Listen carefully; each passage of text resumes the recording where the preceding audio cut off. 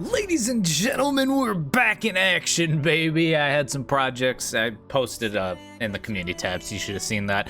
But that's where I've been. But I wanted to jump right on into it. We're on Dragon Ball Legends subreddit again today. And I wanted to talk about this post because I want to know your opinions in the comments down below. Who do you think terrorized the meta the most during their prime? Now, these are just some examples, obviously, of some big-time killers that we've had in Dragon Ball Legends. If you can think of anyone else who you feel was like they were really good during their prime, let me know in the comments. But I think if I had to pick who I think was the most like influential, game-changing, from my own opinion, it would be Vegito Blue.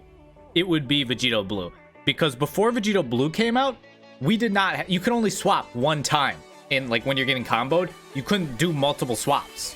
You could do one swap and then you're locked in. You are locked in with that character, so you just have to ride out the infinite VB combo. And then they also changed the game mechanic for Rising Rush. They made it so it took longer to get Dragon Balls, because with VB and Kefla, the green Kefla at the time, you were racking up Dragon Balls because their combos just kept going and going and going, and the game would give you the Dragon Balls. So you'd get your rush, then you'd get another rush, and you just beat your opponent. If you didn't just beat them down with, you know, their long combos, you'd get a bunch of rushes and finish them off that way. So that's why I say VB. Of course, there's other big names. The Holy Trinity. Holy Trinity absolutely decimated. I mean, that's not a specific unit. That's more like a team. But yeah, specific unit is VB. Gohan, that's another name. I went through and read some of the comments on this post beforehand just to see, you know, kind of get a feeling on how the people were feeling, what other people were saying. And a lot of people brought up FSK, Father Son, Kamehameha, Gohan, which, yeah, this man definitely had his run when everyone was hating on hybrids so much. This man was absolutely dominate there. Man had type neutral, and like his last man, he still is all right. Like, obviously he's not the insane, you know, pinnacle of the game that he was when he was, you know, just slaying the game, but he is still pretty good. You can still definitely use him. Some people brought up 18, of course. 18 with her combos, of course, getting card draw speed up and being able to change blast to strikes, which is her forte, those strike cards. She was able to have some long combos there, and she was a menace. Lots of people hated her. But let me know who you think is the, you know, the game changer, who was the best unit in Legend in their prime. So I'm interested to hear what your guys' thoughts are on that. And one thing I do want to mention, just because we're here, Zenkai's, man, they're just kind of going downhill, you know? Like, 18, phenomenal Zenkai. Like, she was probably too good. People complained about her. And so it feels like recently, especially since they made it free to play, they've just kind of made Zenkai's go downhill. I think I'm going to make a video talking about that more in depth, but, you know, it's kind of a shame, especially for people that are free to play, since Zenkai's being good can be like a big thing for them, because, you know, you can, especially if they made it so they were still good now when you can get them free to play, that would be huge for a lot of people. But that doesn't seem to be the route they're going in. But again, I'll talk about that at a later time. But as I discussed, we're on Dragon Ball Legends subreddit here, looking at the top posts from this past week, and I just wanted to say that I haven't noted that I don't see any like changes they've really made since I was last here, which I feel like has been a while. But with that in mind, we have someone eventually has to make a move, right? Because I think we can all agree this is kind of what Dragon Ball Legends PvP is looking like. You both just sit there staring at each other until one of you decides to do something, and then either gets perfect vanished or is able to catch your opponent. Or the more fun option, I've had this happen a few times. If you've been in my streams, you know I always complain when this happens. You attack, and you attack so they can't get the perfect vanish. You know, like you time your blast so when they're mid sidestep, so they can't just PV you, you know, all sorts of things to try and get it so they can't PV you. Then they just swap to another character, tap you away, or back up to the back of the map so they can reset and sit there in the back of the map again to try and PV you. Like, where is the joy? Where is the joy in that? I just don't find very much joy in sitting around like this. We've all been saying it forever. I feel like I'm just beating a dead horse every time I bring it up, but they need to get rid of long-range PV, because that'll stop people from just sitting in the back of the map, chilling, waiting for a PV. Because, like, there's not a lot you can do. especially if they're not sidestepping, because obviously if they're sidestepping, if you have a, you know, ranged blue card, then like a beam, like a Kamehameha, then while they're mid sidestep, you can fire it off and hit them. Okay, but if they're just kind of doing like half float, where they're like waiting for you to just do like the slightest movement, or if they're half floating and they know you're probably going to tap blast, because all you can do from long range is you can either try and get them with a full range strike, which don't recommend. You could do a blast card, easy to PV when they're just looking for it. Tap attack, if you get them to vanish on the tap attack, that good, but then they may just, you know, swap someone else in and float to the back again. Or the blue card if they're sidestepping, but besides that, there's not a lot. At least if they make like long range PV Gohan, but keep PV for really close range and then like medium range. Medium range, there's a bit more you can do. You can try and tackle them. You could try and, you know, use a strike card, because obviously a strike card from medium range is very different from a strike card from long range.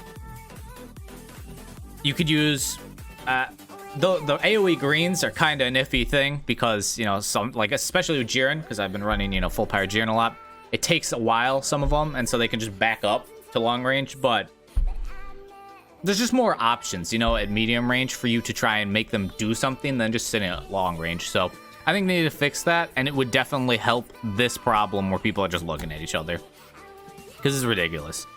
I'll never forget the moment where I decided I was gonna sit back, and I was like, all right, this guy is not initiating in any form. He's just trying to perfect vanish me. I'm going to let him do something. We sat there for legitimately 30 timer counts. 30 freaking timer counts. And I just don't understand. And then I did something, by the way. I did something because I was like, this is ridiculous. 30 counts. Yeah, it's a problem they need to adjust. They said they were going to try to, but as I say every time I mention this problem, they haven't done it yet. So that's a problem. But this is our second highest voted thing this week, and special missions where you can get Gamma 1 Z power coming soon. That was exciting. You know, get a Z power, and then we can get 100. We can get 100 for this man. 100 isn't even a star. It's not even a single star on this man. Gresh's face sums it up well. Obviously, this is a meme template, but it sums it up perfectly. Also, Gresh, if you happen to watch this, I hope everything's going well with your Japan move and that. But why? Why did they even bother giving us 100? Like, so what? You can sit there and Z-power him up to like a usable status, which takes forever when they're low, because a lot of the Z-power they hand out, you know, has limits. Like, they have to be 5-star or above, or 7-star and above. Things like that. You can't just use it. They don't hand out universal Z-power that you can use on any star level character as much as they do like specific that are more geared towards higher starred characters. So I really don't get the point of only giving us 100. I guess for people that play this game more as like a collecting thing, that's exciting, I suppose, because then you get them. You know, it's not about using them. But if you were thinking about summoning on this banner, I already put out a post on my community page, which, by the way, you should pay attention to those, but don't summon on this banner. Everyone I've seen talk about Gamma 1 and 2 using them, they're not even, like, good. They're not even, like, something where you're like, oh, this is, like, a unit you're gonna want to have because they, like, are good in the meta, and they're just, like, kind of there. And we're just before anniversary. We are quite literally, like, less than a month away, since I believe the anniversary banners came out on, like, the 28th and 27th of May or something like that. So we're right there. Legends anniversary is here, ladies and gentlemen. I'm sure you'll be seeing plenty of videos from me once we get some more information, you know, and we can try and come up with some better ideas in our minds for what we can see. But just don't summon on this banner. There's no point. I think it was Dugoat maybe on Twitter said that, like, we may not even remember these units by the time anniversary comes around, because honestly I feel like they're very forgettable and they're just kind of there. The only reason you'd want to summon is because they're part of the new movie, and that's, like, cool. If these guys weren't from the new movie, no one would summon on this banner. It would literally be like everyone would be saying just skip it, don't even bother. So you shouldn't bother on this with the movie. They'll be back at some point. They're just normal Sparkings. They're not LFs or anything. Skip, save your CC for anniversary. It's just a smarter option. Big number 3 this week. POV, you're watching a replay of a laggy PvP match. I haven't really used the replay system very much. I feel like, I don't know, I feel like it could have been done better. I feel like they talked it up more than like how it's been. But I feel like it can be very helpful, especially if you're someone who maybe wanted to make content on the game and you don't have, you know, an Elgato. I use an Elgato to capture my footage for when I'm live streaming or doing the videos for you guys. But if you want to upload PvP videos, it's helpful that way. I could see it where you can, you know, just snag that replay.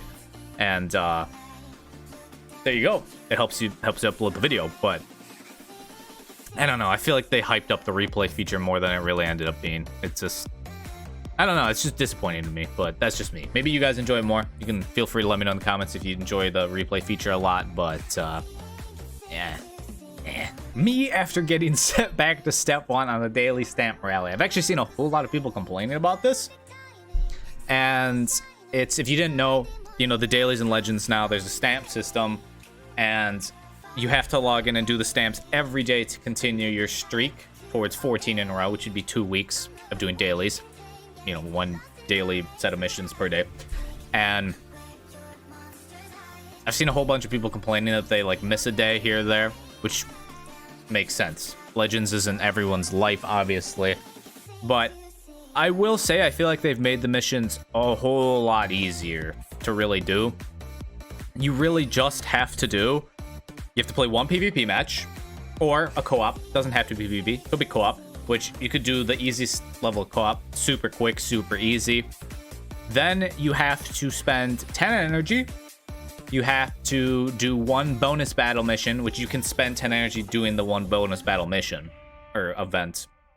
And then I believe it's send out 1 adventure. So it's really not that hard, to be honest, to do these dailies, I feel. It's just like, you gotta remember to do it, which I forget to do things that you're supposed to do daily in the game all the time. Like with the recent choice battle that's come up, I've been busy with school, which is why I haven't been making the videos and live streaming, but I just have forgotten to do it every day, you know? And it's not something that's super hard, especially because you can skip ticket. It's just slipped my mind. So yeah, it does kind of suck that if you miss 1 day, you're set back to step 1, and you're missing out on a lot of CC because they, of course, backload it to all the CC. Like, the big, meaty amounts of the CCs you get are at the very end. So that's a shame. I felt like maybe if they give you, like, you know, 2 days, that could be cool, you know, before it resets. Obviously, if you do 14 in a row, you still get it. You don't have to wait twice as long. But if you miss a day, it doesn't necessarily set you back to step 1. But if you miss 2 days, then it does. Something like that, I feel, could be, you know, a better system than just missing it 1 time. But let me know your thoughts. Do you think it's silly that they send you all the way back to step 1 just because you missed it 1 time? Or are you fine with how it is? So it's really, I guess, depending on how much you play or want to play. Although, they have made it a lot easier. They definitely have made it easier. Alright, I think we should end off here on something that clearly didn't age very well. Not at all. Goku won't be laughing for very long. Zenkai Red fused Android 13. Weakness identified. And obviously, he's looking at Ultra Super Saiyan Blue Kaioken Goku having fun bowling perfect or Purple Cell. This didn't go well. Zenkai Red 13 is doo-doo. He's mid. He's really not good. I haven't seen anyone running him, like actually using him in battle. I've seen people use him on the bench to buff 17 and 18. But in terms of him actually being used in battle, the Zenkais recently just haven't been it. They just haven't been it. I guess Rose I see the most, but even him, I'm not like, oh no, they're bringing Red Rose, whatever will I do? It's not like, you know, when 18 got her Zenkai, and I was like, okay, this is an actual problem here. So, yeah, this didn't age well. I was hoping that he would actually be good, that would help people out. But Legend said, nah. Legend said, we're not gonna do that for you. So, I think that's where we'll end it here for today, though. Again, let me know in the comments, who do you think defined the meta? What do you think they should do with the daily thing? Make it more days, like 2 or something, or is it fine how it is? Let me know your thoughts on whatever you found interesting in the video. And if you enjoyed the video, leave a like, subscribe if you're new, hit the bell if you want notifications, go follow me over on Twitch, always a link in the description, or the pinned comment on this video. And I hope you all are staying happy and healthy, having the best of days, and I'll catch y'all tomorrow.